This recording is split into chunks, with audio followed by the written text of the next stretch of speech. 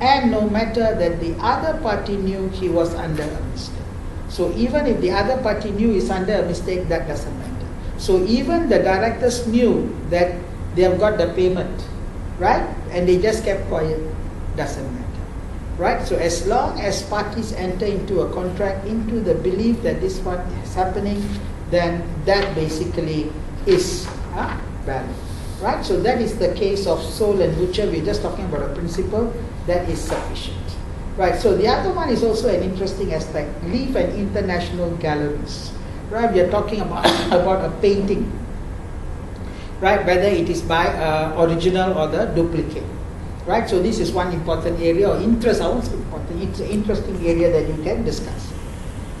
The plaintiff bought from the sellers, right, 1944, an oil painting of Salisbury Cathedral, right? So that means they got an oil painting of the cathedral, which was basically represented to him as a painting by Constable. So Constable was maybe one of the very high-profile painters, right? One of the high-profile painters, and he painted the Salisbury Cathedral. So that was what the plaintiff bought from the defendants, right? Which was basically told to him as done by Constable. So if it is done original, will you want to take it? Yes, right? Okay. A representation which was held to be one of the terms of the contract. So if it becomes a term of the contract, it is effective? Yes. Remember, a term of the contract is effective, is binding, right? So in this case, it becomes a term of the contract. So, right, he already bought. But in 1949, after 5 years, the plaintiff found that the picture was not of Constable. So after 5 years, he found out that the painter was not Constable, so it was not an original Constable painting. That means it was by some other rogue, some other fake, some other duplicate firm, right? We don't know who it is. So on that basis, the buyer of the picture, the buyer of the painting, took an action against who? Against the seller, for the cancellation of the contract. Rescinding the contract basically means to cancel the contract, to terminate the contract on the ground that there had been innocent misrepresentation. That means to say that you have misrepresented me. What is misrepresentation? An untrue statement of fact that has induced a person to enter into a contract, right? So that is misrepresentation, right? So that is what they are claiming, that they have misrepresentation. So the Court of Appeal held the buyer has lost the right to rescind. Why? Okay, because how many years have lapsed? 5 years. It's too long a period, right? So the Court of Appeal held that the buyer has lost the right to rescind the contract when he accepted delivery of the picture, or at least when a reasonable time has lapsed after his acceptance. And 5 years was more than a reasonable time, right? After 5 years, you cannot now come and say, I want to cancel it. So if at all you want to cancel it, you may find it within the few months, right? A few months, a little couple of more months, that's fine. But after 5 years, you're coming to say you want to cancel, the court say it is not fair. It is it is not fair in the sense that the delay was too long. But look at what Lord Denning also says. Okay, so he's saying, there was a mistake about the quality of the subject matter. Was there a mistake here? Yes. Right? So that means what? When the seller told you it is Constable, you believed it is Constable and you took to Constable. And the seller may also believe it to be a Constable. Remember, it all depends. Somebody would have told the seller it is Constable, so he himself also says it's a Constable. So very difficult to disprove otherwise. So that's what they say. There was a mistake about the quality of the subject matter because both parties believed the picture to be a Constable. And that mistake was in one sense essential or fundamental. But such a mistake does not avoid the contract. There was no mistake at all about the subject matter of the sale. It was a specific picture, Salisbury Cathedral. The parties were agreed in the same terms and in the same matter, and that is sufficient to make the contract, Soul and Butcher. Remember, that means you look at it, you agree to it, and both parties think that it is the same factor. right? So coming back again, there was a mistake about the quality because both parties believe the picture to be a constable. So both parties believe, I also believe constable, you also believe it to a constable. And that mistake was in one sense essential or fundamental. But such a mistake does not avoid of a contract. There was no mistake at all about the subject matter. About the subject matter. That means there's no difference. You like the picture. You understand? You believe that the picture was made by constable, the original picture. So that means what he's trying to say, you cannot differentiate whether it is a original or a duplicate. Right? Because it is so authentic, it looks as if it is real. So if it is done by constable, it would have been very beautiful. So was it very beautiful? Yes. So the buyer thinks it is made by constable.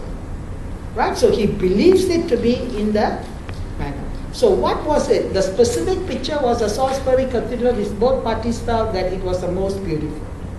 Right? So the parties will agree in the same terms on the same subject matter, and that is sufficient to make the contract. Right? So that was the case of Soul and Butcher, which was basically highlighted in the case of Leaf and International Galleries. Okay? Right. Okay, now let's look at the other case, just one other case, and then we go down. The case of Associated Japanese Bank and Credit do not, page 92. So in that particular case, B made a sale and leaseback transaction of specified precision engineering machines with AJB. Right? So B had a sale and leaseback. What do you mean by that? I sell you the machine. Okay, I'm running a, see, do you know what is a sale and leaseback? I got a house, right? Okay, so I got a house. So what I do, you want to buy the house. So I sell you the house, right? After selling you the house, I still want to stay in the house. So what do? I lease back from you. Now I'm the owner of the house, correct? So I sell you the house, $1 million. So after I sell you the house, I said, hey, I want to stay in this house for another 1 year, 2 years. Can I lease it? So he said, okay. So now I'm leasing back the house. So that means I'm now a tenant in my own house, which was previously mine, since I sold it to you. So that's what happens, right? A lot of people, they sell up the property and they lease back. Remember, like DBS, they got all the property, right? They were staying in this, they were renting, they own their own property, but they sell the building, but then they lease back from the owner, the new owner. So that means they are a tenant, right? So that's what they say here. So he made a sale and lease back transaction. That means the machines, he sell it to them, and then he leases back the machine from the owners with AJB, the bank. So B's obligation under the leaseback agreement were guaranteed by CDN. That means what? B is supposed to pay monthly installments, etc., or whatever it is. These were guaranteed by CDN, also a bank. At all times, both banks, that means AJB and CDN, believed that the four machines existed, right? So that means all the time they believed that the four machines existed and were in B's possession, right? Because these two are banks, remember? So B is the owner of the machines. So what happened? B never paid properly. So after B failed to keep up with the payments, it was discovered that the transaction was a fraud perpetrated by B. That means B right from the beginning perpetrated a fraud. So AJB sued CDN on the guarantee because CDN guaranteed that B will pay. You understand? But since B did not pay, AJB went after CDN under the guarantee. It was held by Stain J that on its true construction, the guarantee was subject to an express or implied condition precedent that there was a lease in respect of the four existing machines, right? Remember, right from the beginning, I sell the product, I lease back the product. So that was the agreement, right? So in that particular case, it was basically an understanding, right, that there was a lease in respect of the 4 machines. It followed, therefore, that since the machine did not exist, AJB's claim failed and would dismiss. That means there were actually no machines. You understand? So it's just a bluff.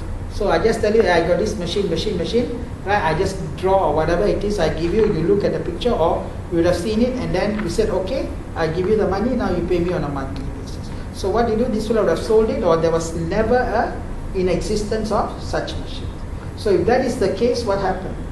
AJB is going to go after B, but B got anything to show? Nothing to show. So if B got nothing to show, AJB will go after CDN, who is the guarantor. Right? So that is what here it is. Now what did the court say? So the court said, right, that on the true construction, the guarantee was subject to an express or implied condition precedent that there was a lease in respect of the 4 existing machines. It followed, therefore, that since the machines did not exist, AJB's claim failed and would be dismissed. So he cannot succeed against the guarantor, right? Because the machines right from the beginning never existed. So since the machines never existed, what guarantee are you giving? Correct? So if the machines existed and if the party doesn't pay, then you can give the guarantee. So stay state obita. Obita basically means it is not a binding part of the contract, but merely by passing. He says that a contract will be void ab initio for common mistake if a mistake by both parties to the contract renders the subject matter of the contract essentially and radically different from that which both parties believed to exist at the time the contract was executed, as in the case of Couturier and Hasty. Remember, at the time, right from the time both parties believed that the corn was on board the vessel. You understand? So that is common mistake, where both parties believe.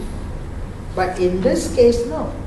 So however, right, the party seeking to rely on the mistake must have reasonable grounds for entertaining the belief on which the mistake was based.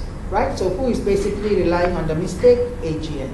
Right? So they are relying on the mistake. They say, oh, we didn't know that the machines did not exist. So therefore there was a mistake, and now since B cannot pay, we are going to force CDN to pay. But the court said no.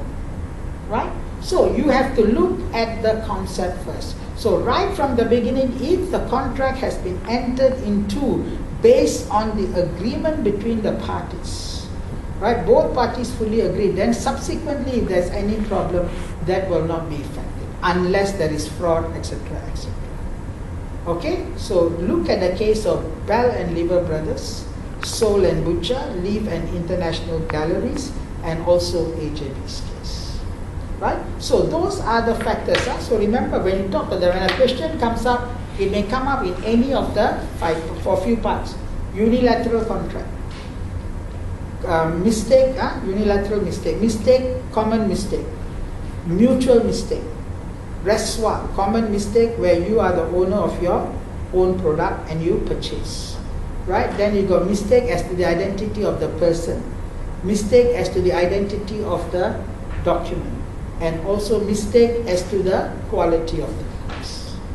Are we clear? So what is the remedies? Once the contract is void, right, the courts can refuse specific performance, rescind the document, contract, cancel the contract so nobody pays anything.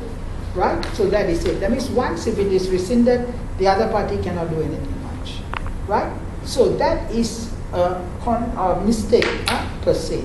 Okay? So that's an important area, and usually or very often there would be a question. Right? So there would be a question, so not to worry. Sure, there will be a question for you. Okay? Right. So that basically concludes mistake first. So as of now, right, you can do how many questions? 5, 4? You can do question on offer and acceptance, 1, correct? You can do question on consideration, 2. You can do question on misrepresentation, 3. You can do question on exclusion clauses, 4. Now you can do question on mistake, 5. Right? So now you can do this 5 areas of question without any issue. Right? Okay? Very good. So now let's take a break. We come back and then we'll do some questions. Right? So those areas which you have last time, we just continue to do. Okay?